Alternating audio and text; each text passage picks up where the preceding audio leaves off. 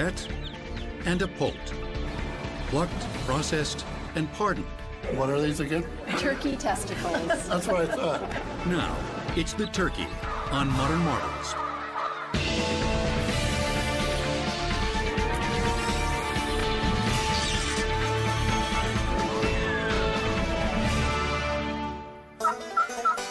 The turkey, an odd-looking bird from North America, evolved from pheasant ancestors.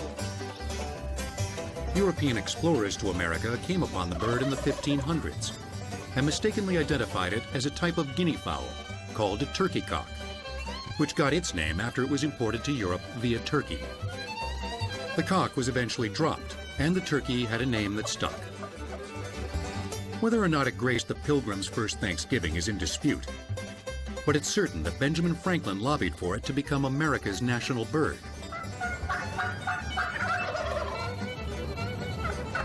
Still, turkeys have never been accused of being the brightest animals in the barn. After all, when frightened, domesticated turkeys will often bunch up in piles and suffocate one another. But there's one old story about turkey intelligence that's probably a myth. I've always heard the story told where a turkey, he'll just stick his head up when it rains and drowns. I've never seen that. 23 years of growing turkeys. If it starts raining, they come back in the house just like me and you would. The primary breed raised domestically is called the Nicholas White. All right. This is a hen, and this is a tom. They're both the exact same age. Notable differences seen in these two sexes are the small, smooth profile of the hen head and a much smaller snood. That's right, a snood. And that fleshy thing hanging below the neck? That's a wattle. To turkeys, they're sexy. The wattles at the base of the neck, the snood, the different head coloration, all used to attract females for breeding in the wild. The eyes are offset on the side of the head to avoid predation. A turkey can typically see almost a 360-degree radius around them. A beak is basically used to procure food in the wild and defend itself against other turkeys. Sometimes hens have been known to actually sacrifice themselves in the wild to protect their brood or their pups and offspring. Domesticated turkeys are raised for one primary purpose: to be eaten by people. Every year, Americans consume more than 250 million of them. The biggest consumer worldwide? Would you believe Israel? The process of getting them to the table starts at breeding farms, like the Cesar farm in Goldsboro, North Carolina. Here, breeders have devised ways to manipulate Mother Nature so their hens can lay enough eggs to meet demand. And there's not a tom in sight. These birds don't mate. That's because since the 1960s, domesticated hens have been artificially inseminated. It's enabled us to produce much more turkey with much fewer resources than by natural mating. We can have one tom for every 20 to 25 hens now. Natural mating, it would be about one tom for every 4 to 5 hens. In this case, the domesticated toms get busy at North Carolina State University, where their semen is manually extracted. The semen is then sent to the hen farm, put inside a plastic straw, and inserted into the hen. The process is repeated for each bird in the flock approximately once a week. In the wild, turkeys mate in the spring. The increase in daylight hours triggers the hen's natural laying mechanism. By adjusting the light in the barn, breeders are able to mimic nature and artificially trigger domestic hens into laying eggs year-round. The reason they're coming into egg production now is we've restricted them from any light other than 6 hours a day since they were 16 weeks old. We get them here, we boost the lights to 14 and a half, 15 hours. Within 2 weeks, they'll start producing eggs. To increase the turkey's egg production to about 4 a week, instead of the almost 12 laid annually in the wild, breeders alter the hen's natural nesting instinct. She lays a clutch of eggs in the wild, and she sets on them to try to incubate them. Well, that's what we want to break, because she starts doing that, she's going to quit laying. So we keep these birds moved away from the nest. Basically, the guys push the birds out to collect the eggs, allows another turkey to come in.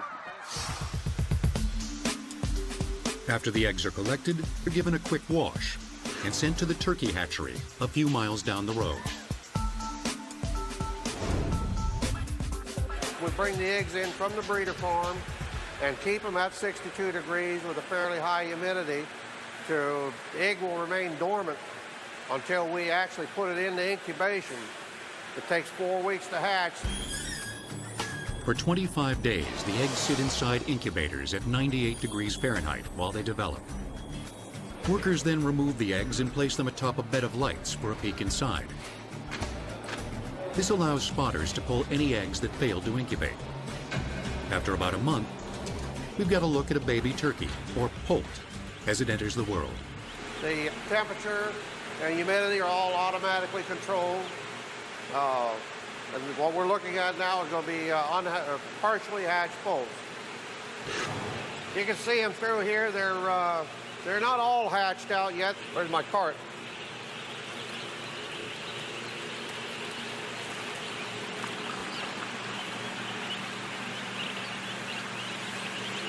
The poult has got a very hard, what they call a pipping tooth. A little slight yellow, hard calcium right on the end of the beak. It's called a pipping tooth, and this is basically what they pip. They pip all the way around. They spin inside that shell, and then they pop the shell, pop it out. Here's one that has pipped all the way around the shell, and it's just getting ready to pop the cap up. There we are. It'll take it about an hour to look just like these, all nice, dry and fluffy. Thus begins the life of a domesticated turkey. The goal from here is to keep the poults healthy and make them plump. The first stop for these poults is the Tracy Price Brooder Farm. The first week is the main week, from my opinion, on a turkey. It's just like a newborn baby. This little poult right here, when he's delivered to me, he will weigh approximately an ounce and a half. And in 35 to 38 days, when he leaves here, if all goes well, he'll weigh at least 4 pounds. Fattening up the poults means starting them off on a diet consisting of 28% protein. It's made primarily with corn, soybean meal, vitamins, and minerals. And they will be fed this for approximately 2 weeks. At that time, the protein levels will change according to what the birds need with the age and the weight that they're growing. Like all birds, the turkey has an unusual way of processing food. It passes through the digestive tract to the crop, where muscle tissue softens it up. It then passes to the gizzard, where tiny stones that the bird has instinctively swallowed grind it into a pulp. The pulp then passes into the small intestine, where nutrients enter the bloodstream. Poults need to maintain a body temperature near 105 degrees Fahrenheit. So once again, technology fills in for nature. The main thing in the middle here is a brooder. It's a heater. That serves as the turkey's mother. That's why you see a lot of them congregated in the middle. They're there to feel the heat. That makes them think that that's their mother up there above them. For the next 5 weeks, the poults will be carefully nurtured until they're strong enough for transfer to a finishing farm. Hens go to one farm, toms to another, like the Hardy Cross Creek Farm in LaGrange, North Carolina. When we walk in, they're all going to follow us. If you notice right now, they're going to start coming to us. They're kind of checking us out, and which that's a real healthy sign there. I love to hear this gobble. The happier they are, the happier I am. This is all about making money. A healthy bottom line depends on keeping the turkeys comfortable and well fed. Fans and sprinklers keep the birds cool. Gravity-fed dispensers keep the feed bins full. We have hens in domestic production that go over 25 pounds, and our toms up to 46, 47 pounds sometimes. A wild turkey to reach 25 pounds may take 4 years. Now, we can accomplish that in about 12 to 15 weeks. Consumer demand for big breasts and meaty thighs has cost the domesticated turkey one of its powers. With the evolution of the high meat yields on these turkeys, we've lost the ability to fly because the weight is much greater than the wings and the hollowness of the body cavity that would be required for flight. Despite the extra pounds and a life without any hens, the toms still have their male pride and urges. If you look over to my left here, you'll see this turkey over here strutting. Look at his snoot. It's hanging down. He's strutting. He's trying to intimidate another turkey over here. This is how he's going to attract the hen. This is how he puts fear in the other turkeys. 18 to 20 weeks after birth, the turkeys are trucked to a processing facility. In this case, the Butterball processing plant in Mount Olive, North Carolina. Soon after their arrival, the turkeys are humanely slaughtered and defeathered, and then cleaned with an antimicrobial solution. Then the turkeys are put on a shackle line and hoisted along to be systematically processed for market. Birds processed at this facility are all toms and are destined to become a variety of products, like deli meats, bacon, and sausage. In turkey processing, it's important that we use the whole bird. We use this turkey neck not only for a product that we put in the whole bird that you can make gravy with for Thanksgiving, but we also use it mostly as a raw material for ground turkey. Edible organ meat is also chilled down to 40 degrees and then collected here. The heart, the liver, and the gizzard, one of each, are then placed into a giblet pack. You may recognize this from your last year's Thanksgiving turkey. Hopefully you didn't cook it in the bird.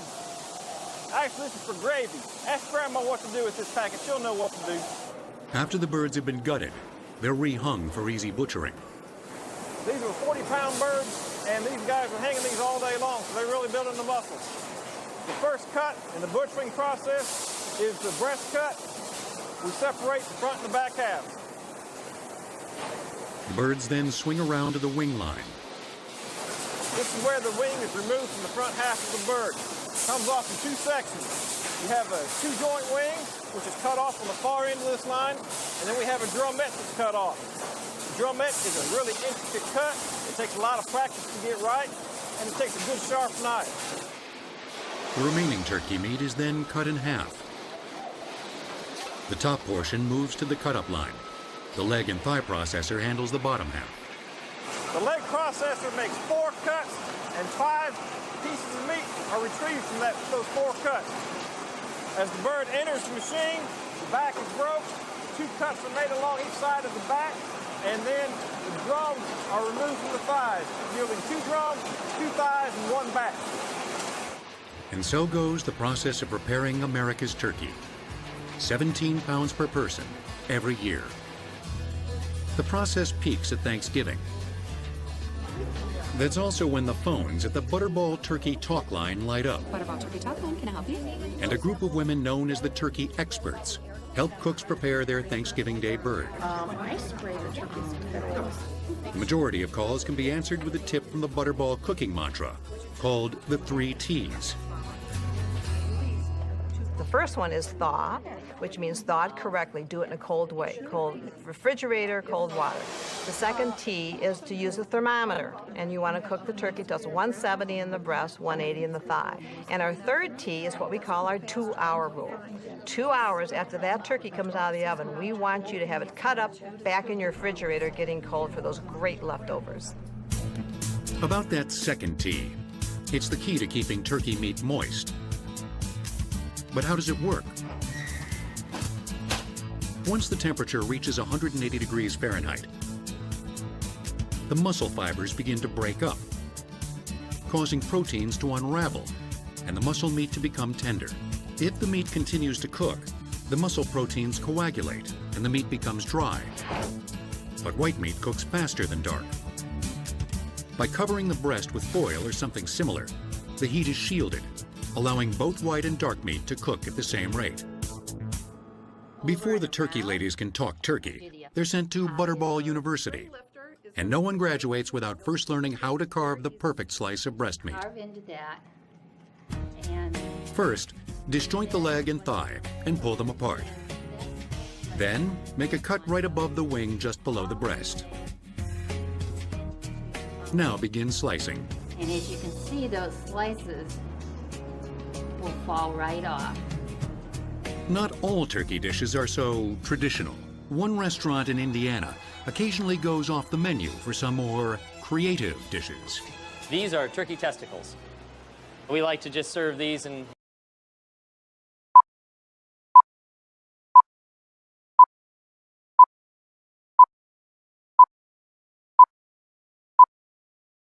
And we just call them turkey fries and leave it at that. Domesticated male turkeys weigh 50% more than their wild counterparts. Brain weight is about a third less than in wild turkeys. Most affected is the area that controls vision. The turkey will return on Modern Marvels. Welcome to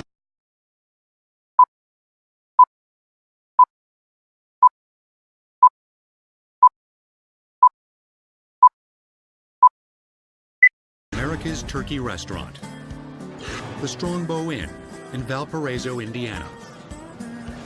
The Strongbow, which opened in the 1940s, was built across the highway from its own turkey farm.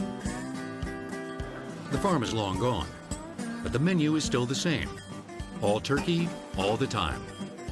From its giant turkey wings and pot pies to its famous turkey schnitzel and gobbler's delight, the Strongbow has inspired people to come from all over America to sink their teeth into some of the most succulent turkey dishes in the land. It's all about the turkey. We're kind of a destination restaurant, but with everybody eating healthier, they tend to go for more real food or choices that are healthier for them. So turkey, of course, would fit that bill. The Strongbow is owned and operated by Chef Russ Adams. Here's where he cracks open a mystery. What's the difference between chicken and turkey eggs? With the turkey, it all starts with the egg. And so I've got a turkey egg here. You can see it's speckled. It's a little bit larger than a chicken egg. And here I've got a chicken egg. You can see the difference between the two. This one's pure white. This one's got the speckling on it. These are primarily all double yolked eggs. The reason we don't use so many turkey eggs in cooking is, quite frankly, they're tough to get. You know, the turkeys just don't produce enough eggs to make it worth their while. They're better off to use them to produce turkeys. Of course, there's our double yolk. They would also be expensive, upwards of 7 times the price of chicken eggs. That's why the egg is about the only part of the turkey that's not on the menu here. But since he's got the eggs and the frying pan is nice and hot, let's ask the chef to try one.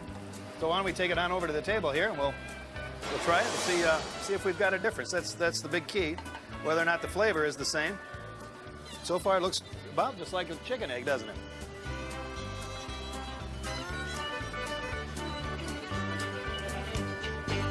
Tastes like an egg to me. It's time to spice things up a bit. These should help. Turkey testicles, anyone? These are quite large, actually, for normal turkey testicles. I don't know what size birds these came off of. Right now, they're rather jelly-like, but after they're cooked, they have a different texture, but it's not what you would think. Okay. And moving on, the testicles are sliced, soaked in a milk bath, dipped in seasoned breadcrumbs, and sautéed in a pan. Use quite a bit of butter for this. I think the people who would eat turkey fries are probably bar-goers. Usually after a few beers, I think it probably would be more apt to try them. We're going to let these brown on one side, and then we're going to turn it over and let them brown on the other. And then serve them to the brave guy with the duck shirt on.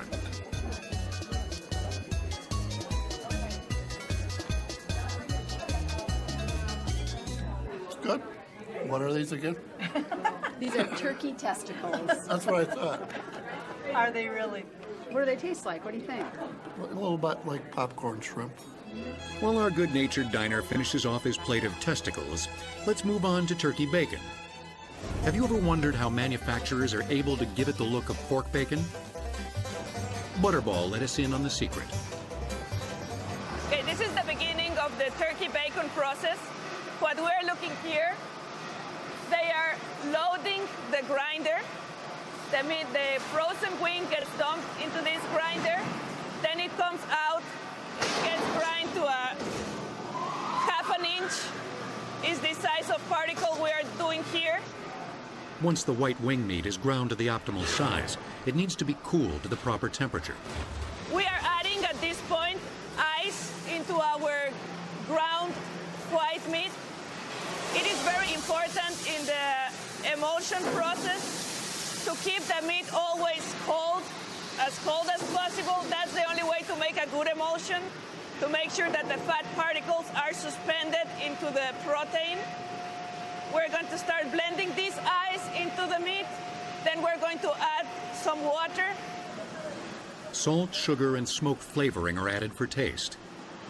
20 minutes later, The mixture enters the emulsifier, where all the ingredients are bound together. The white meat is getting transferred to the emulsifier by this way. The emulsifier gets feed into it. Once that the meat is in the emulsifier, what we're doing is reducing the meat particles to about 1.2 millimeters in size. Now it's just a smooth paste that is going to replicate what will be the fat portion of regular pork bacon. Meanwhile, dark meat from turkey drumsticks has been mixed separately in another area of the plant. What we have here is larger pieces of meat. Your white paste, you want it to be very fine, but the dark meat is the one that is going to be giving you the texture and the bite of the bacon. Put the dark and white meat together and The secret for making the turkey bacon look like pork bacon. What we do here is we combine the white paste of the turkey, this is an emulsion, with the dark mix of the turkey. It will both come together and make that characteristic marbling that you see in the turkey bacon. just cook, slice, package, and off it goes to the grocery store bacon shelf. Compared to an average slice of pork bacon, turkey bacon has 65% less fat and 10 fewer calories. How about turkey burgers? Much of the ground turkey comes from the meat on the turkey drumstick. This is our drum machine. This machine takes a drum hole, squeezes the meat together, has a piston that pushes the bone out the bottom of the drum machine. The bone exits the bottom and goes off, and the meat comes out the back and makes a premium ground turkey product. The drum meat is ground up with up to 40% of other cuts, depending on the fat percentage of the final product to be. Even though the majority of our product comes to us pretty much bone-free, at this stage of the process we go through a secondary bone removal, so any tendon or any other tough tissue that might not be appetizing comes through a bone removal process. That's what you see here. Ground turkey just might end up in turkey burgers like those served back at the Strongbow Inn. And we top it with sauteed onions and shiitake mushrooms. And there you have our double turkey burger. From poult to plate in less than 5 months, courtesy of the American turkey industry. While the domesticated turkey has been raised to fit man's needs, the wild turkey hasn't changed for millions of years. But if you want to eat one, you'll have to call it first. On Christmas Eve, 1968, astronauts aboard Apollo 8 dined on turkey with gravy and cranberry sauce. The turkey was not dehydrated, but preserved in a special moisture pouch instead. The turkey will return on Modern Marvels. It's mating season in the Montana woods, and the wild toms, or gobblers, are getting frisky. The gobblers want to get with the hens and vice versa, so the gobbler will just basically follow those hens around and try to ward off any other gobblers. The gobblers struck their stuff against the competition in an elegant mating ritual that places a premium on beauty and attitude. Probably one of the most beautiful sights you can see is when you see one of those gobblers out there, his head tucked back, and red, white, and blue, and he's got that tail fan stuck out there, just corralling hens. Very pretty sight. These noble birds have inhabited America long before the domestication of animals. But today, mating season is also hunting season. While the gobblers are focused on attracting hens, hunters quietly move toward the mating area. One sudden move could mean the end of the hunt. Wild turkey can fly upwards, I believe, 35 miles an hour or more. And they take flight very quick, and they can also run very fast, amazingly fast. So they're built for speed, they're built for getting away. What we're trying to do is convince that gobbler that he needs to come over here and leave those hens behind. So that's the game right there. The best way to attract a gobbler is to sound like a hen. So hunters use an arsenal of man-made calls to lure the turkeys to them. What we have here is it's a piece of latex stretched between a metal horseshoe to hold it taut. and it actually fits up against the roof of your mouth. And by using tongue pressure and letting loose and huffing air through it, you can get a somewhat, some people are better than others, but you can get that hen call, the yelp of the hen. And it goes something like that.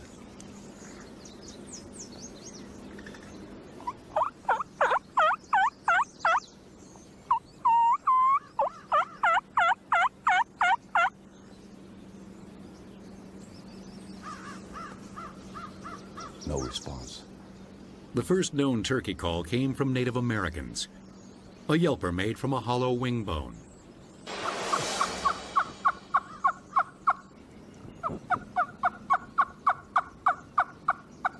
A tube caller mimics the mating sound of a wild gobbler.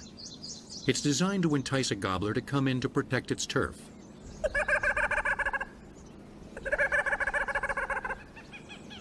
The most widely used call is the shrieking sound from a box call. It's a friction type call.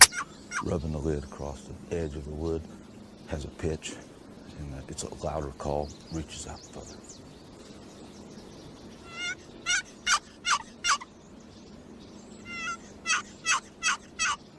Well, that was just kind of like an excited hen, like, doggone it, where are you, big boy? You know, I'm looking for you.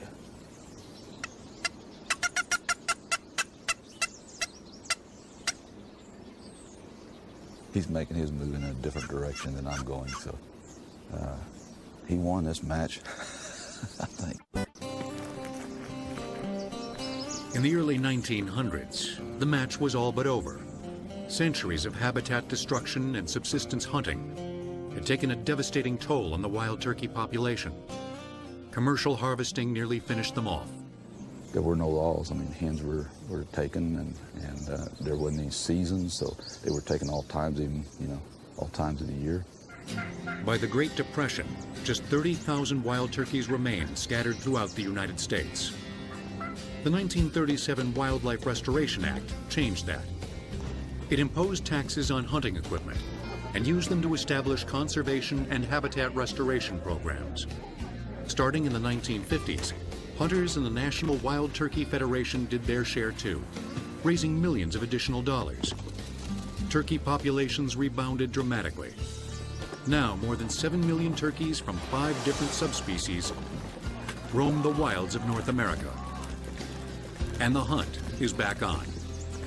We're revisiting right now the golden age of wild turkey hunting. They're back. Most states have a one bird limit or 2 bird limit. The hunters are the ones that brought the laws, demanded the laws to be here. Of course, hunters aren't the only predators in the forest. To stay safe at night, wild turkeys use the natural habitat to keep themselves out of harm's way. They're a roosting bird, and so they actually have many of them have a favorite roost tree. They feel certainly a lot safer up in the trees. There's predators on the ground at night. It's just an instinctive thing they do. During the day, wild turkeys venture from their nests to gather food.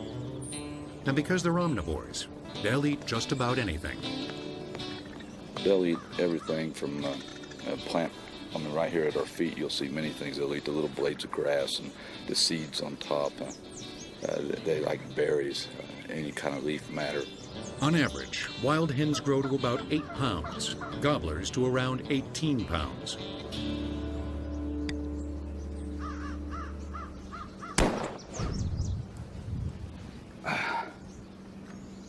One characteristic unique to the wild turkey comes in handy during mating season. Mature gobblers will have spurs 1/2 inch or better. These here measuring about 3/4 of an inch. It's a defensive tool, and because they do fight for the rights for the hens. They also have here is his beard. Actually it's a type of feather, although it looks like a hair that grows out of his chest. The beard has no significance that we know of. Many people look at these as a trophy part of a wild turkey. Native Americans prize wild turkey feathers for their beauty and spiritual significance. We do pluck many of these birds and we send them off to Native Americans for ceremonial programs and dances and that type of thing. They're sought after by the Native Americans, and we try to comply to the wishes there and use as much as we can. The meat, of course, is delicious, and we use that ourselves. And in case you're wondering how it tastes compared to a domestic, I personally like it better. It's not as dry.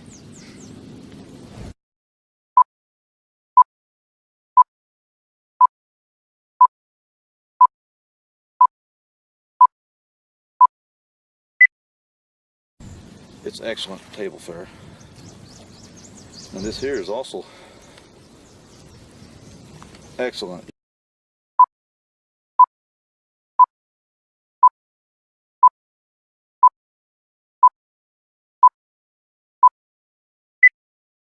Eating. inside the gizzard are the remnants from the turkey's last meal. Remember those rocks we told you about earlier? Well, here's the proof. These are actually aids for them to help digest their food. The rocks are eaten.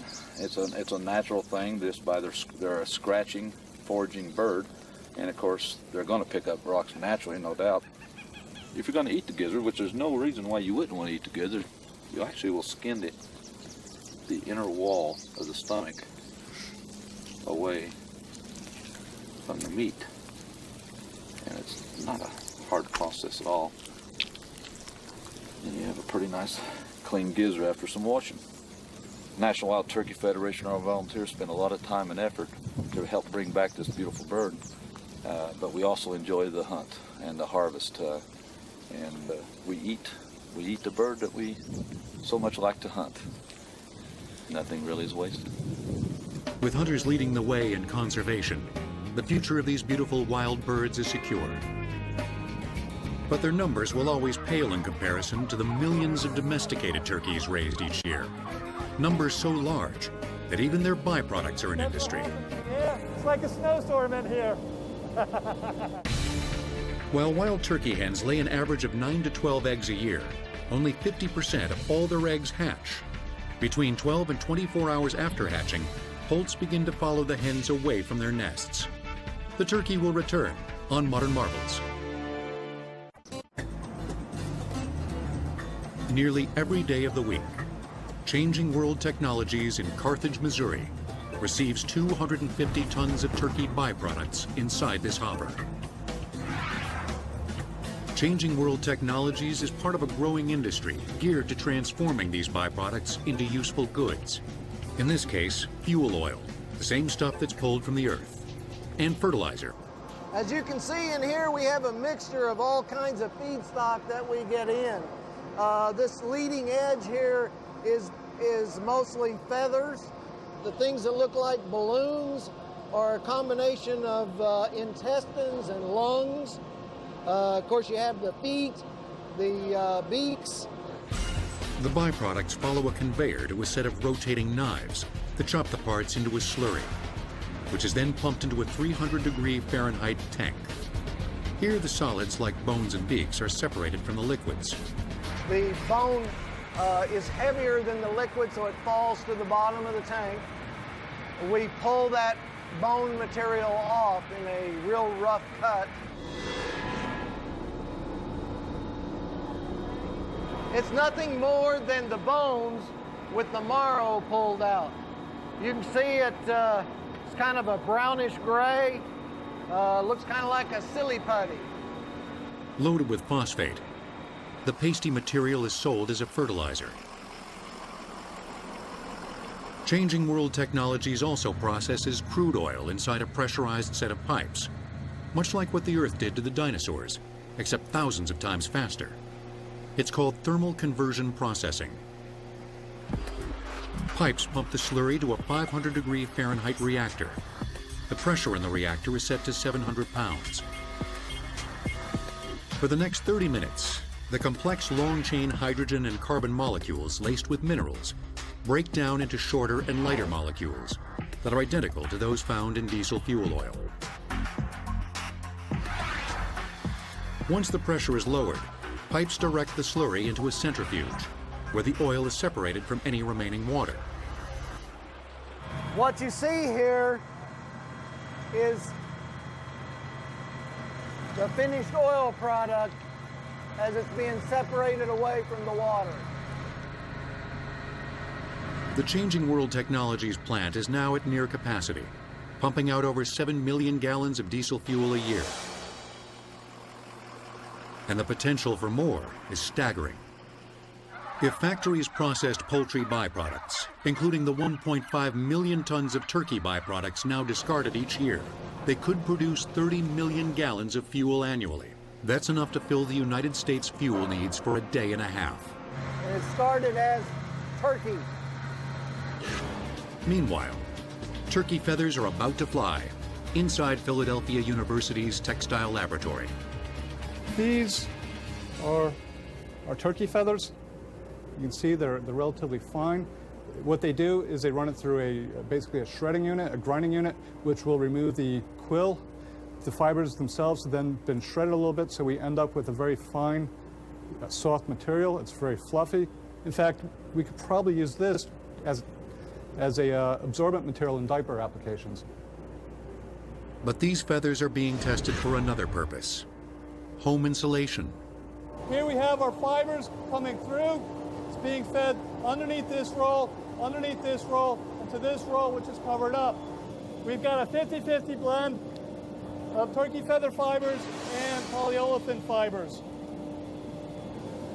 It looks very good. It's blended through the thickness. We've got feathers going through the thickness. They're on the other side also.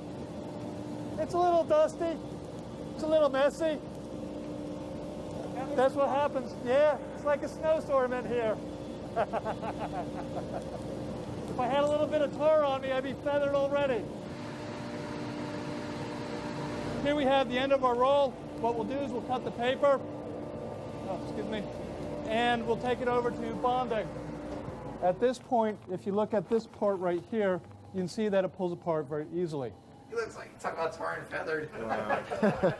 There's really nothing holding these fibers together except a little bit of fiber-to-fiber friction. That's not going to be strong enough to hold everything together. Sending the roll through a 160-degree oven heats up the synthetic fibers, bonding them to the turkey feathers.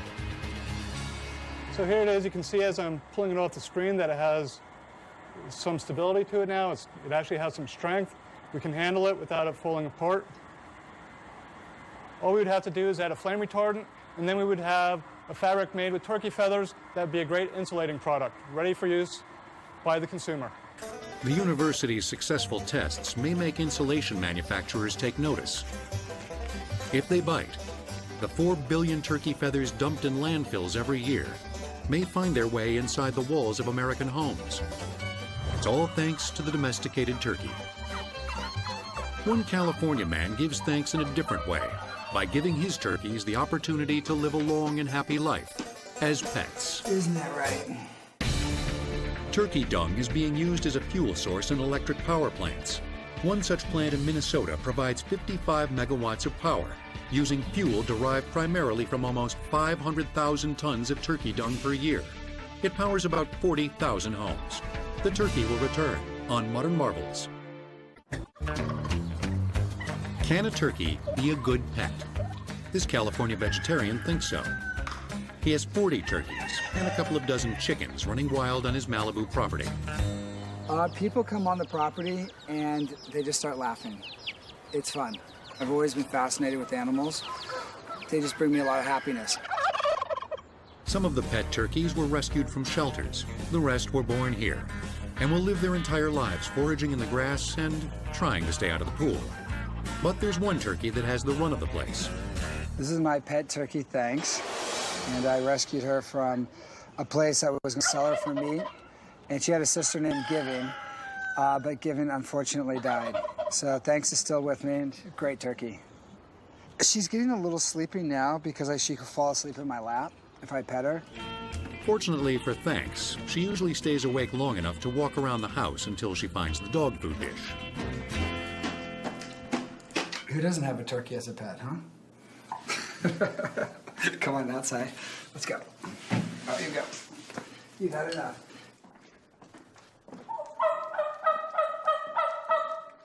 Aside from the occasional coyote, the turkeys are free from predators and worry, giving their owner the chance to observe their behavior. They all have really distinct personalities, and they're very loud. I think that a lot of people see turkeys as a commodity or as meat, but I see them as these amazing creatures who have personalities, who have a spirit, and love life. This spring, turkey love brought another generation of turkeys to the property. I had a pleasant surprise. One of my turkeys hid in the yard and had 16 babies. So we have an addition to the family, which is, it's a lot. It's a lot. For most turkeys, the only path to this kind of freedom is through a presidential pardon. Every year, the White House stages the pre-Thanksgiving Day ceremony as a gesture of goodwill. The White House credits the Truman administration with starting the ritual, although some historians believe it dates back to Abraham Lincoln. It's up to specially selected breeders to raise the lucky turkey. In 2003, the task fell to Jim Stockham and Tom Fix. We wanted to see birds that had a bit of a personality. We wanted to see birds that would strut, that would gobble. The men settled on 2 birds, one for the ceremony and one as an alternate. They were named Stars and Stripes. Just before Thanksgiving, the men and their birds checked into the historic Hotel Washington, just across the street from the White House. That evening, we couldn't believe that a couple of guys from southwest Missouri had the entire top floor of the Hotel Washington as a turkey barn. On the big day, school children, turkey industry dignitaries, and a gaggle of press assembled in the Rose Garden and waited for the president to arrive to pardon a turkey. Stars wasn't impressed. He was eating bugs and doing what turkeys do, and I thought it was quite comical because there was a lot of pomp and circumstance surrounding something that turkey couldn't care less about. President of the United States.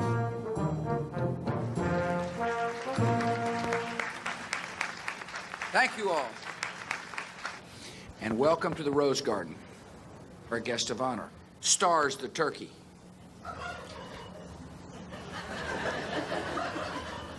Sounds like Stars wants to give the speech. The entire time that the president was giving his speech in the Rose Garden, the turkey would gobble. We're honoring the beginning of a holiday season. And now it's time to grant a little compassion to our guest of honor.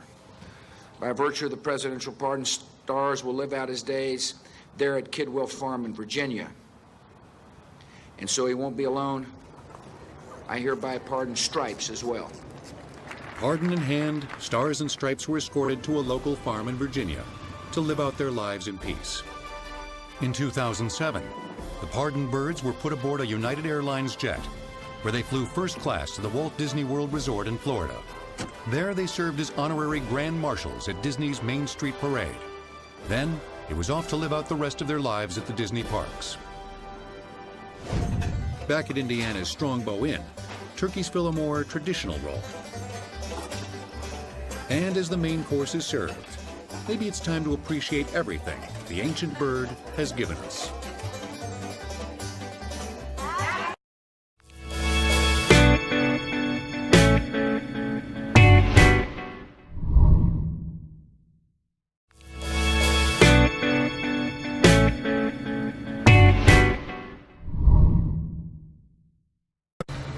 It's a pet and a poult. Plucked, processed, and pardoned. What are these again? Turkey testicles. That's what I thought. Now, it's the turkey on Modern Marvels.